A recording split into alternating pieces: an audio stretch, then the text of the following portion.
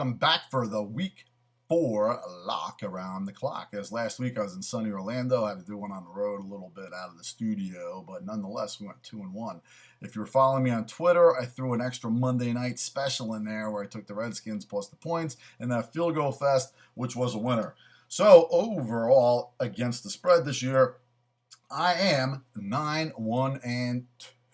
So if you've been following me, you've been making money. If you're watching, you're winning.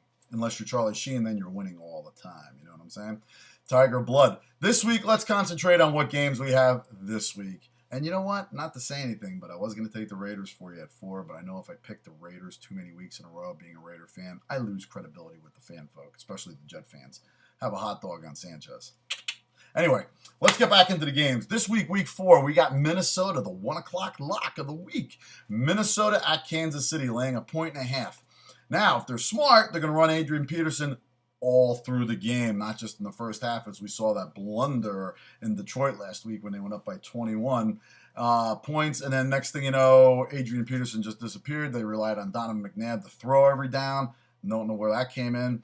But this week, look for them to adjust and change that, and they had a little AP here and there. They're going to sprinkle them in.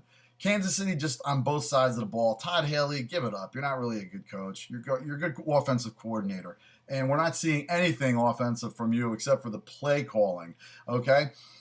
Jamal Charles, decades. He is done for the year. Matt Castle sucks. Dwayne Bowe, don't know where you went. The rest of that team, I just don't know where they're at. I don't know where their head is. I know they're going to be seeing a lot of Adrian Peterson, mostly from behind. They're going to see more of Adrian Peterson's ass than a Kim Kardashian toilet seat. But take the Vikings. The Vikings are going to kill them on both sides of the ball. As long as they keep their game plan, they run the ball and pass, and remember to keep Adrian Peterson in there. They're going to run roughshod over this defense. And don't forget, Minnesota has a very good defense as well, as you saw them holding off Detroit last week for the most part until the game just got out of hand. But look for Minnesota to go into Kansas City this week and stamp out the Chiefs. There will be no chop there. Now, on to the 4 o'clock lock. 4 o'clock lock, we have Atlanta at that shithole Seattle. I love to say it because you never know what you're going to get out there, but most of the time it's shitty weather. Look for Atlanta to bounce back. They had a really horrible game on the road last week against Tampa Bay, and they usually play pretty badly against Tampa Bay. But out in the Pacific Northwest, they might regroup, and I think they're going to do well. Matty Ice will bounce back, even though he looked like he got dragged through a trailer park by a 18-wheeler. He looked horrible last week. He just tried to do everything and just couldn't do anything. But look for that to change in Seattle. Look for Michael Turner to get loose in that defense of Seattle, because Seattle's really... they're not that good. Pete Carroll's not really that great of a coach. He's more of a college coach. They got lucky last year. I mean, they made it in the playoffs at 7-9. Nobody thought they were really going to build upon that this year, not with Marshawn Lynch. Marshawn Lynch hasn't done anything, which proves to me why Fred Jackson is still in Buffalo and tearing it up, and Marshawn Lynch is out in Seattle, where people basically go to die, like Zach Miller.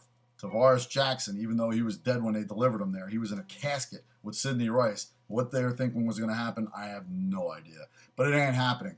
Look for Atlanta. They're a much better team, and they're much better than what we've seen. Look for them this week to rebound. They're giving 4.5 in Seattle. Look for them to smoke them.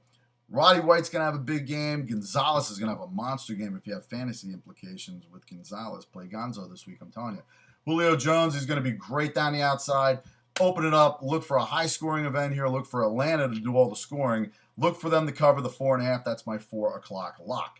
Now, on to the 8 o'clock lock, and this is going to be a great game because the Jets are going to Baltimore for the big clam bake. And I'm not talking clam bake like Rex Ryan's going to sit down to probably before the game.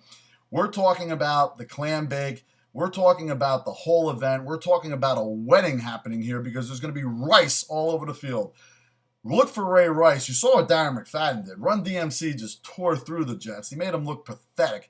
The Jets also lost Cromartie, I believe, to an injury. He might be back, but it doesn't even matter because Cromartie had lost that game for the Jets against Oakland last week, pretty much single-handedly. But he does play for the Jets, so it wasn't all blamable on him. Also, Sanchez didn't make it over the end zone that time. Too bad Rex Ryan wasn't running that last ball in Oakland because his gut would have fell over the top of the end zone, and they might have scored, and it might have been a little closer, but they lost by 10. Who cares? Look for Baltimore to unleash the fury right here on the Jets because the Jets aren't really who we thought they were. I mean, let's look at the big picture here. They beat the Cowboys barely after they're getting mauled. The Cowboys pretty much beat themselves in that first game. And then, oh my God, they beat Jacksonville at home. Yes, they smoked Jacksonville in week 2 at home, but that's because they're Jacksonville, okay? Week 3, they go out to Oakland. Guess what? Bang! Run DMC all day long. Peter Piper picked the pet. No, you know the whole song. Now, they are also, got to look at the schedule, thinking about New England. They always think about New England. They're always thinking about the Pats. The Pats aren't who they should be thinking about. It should be the Bills. But don't worry, the Bills will self-destruct, and that horseshoe pony circus thing will go down by the end of the season, and the Patriots probably will be the team to beat. The Jets are going to be thinking about the Patriots. I know they will be. They're weak at the cornerback. Don't worry about Revis Island. Revis Island is shut down. They're going to be on the clam bake. Look for Flacco to go wacko. Look for that whole offense to just fire on all cylinders. Look for Ray Rice to get open early and often and into the end zone. Look for the Baltimore Ravens to take the Jets, lay the points with Baltimore. That is my 8 o'clock lock. And if you've been following me, they have been locks. I'm not lying. Go back, check the reels, check the tape. The video don't lie.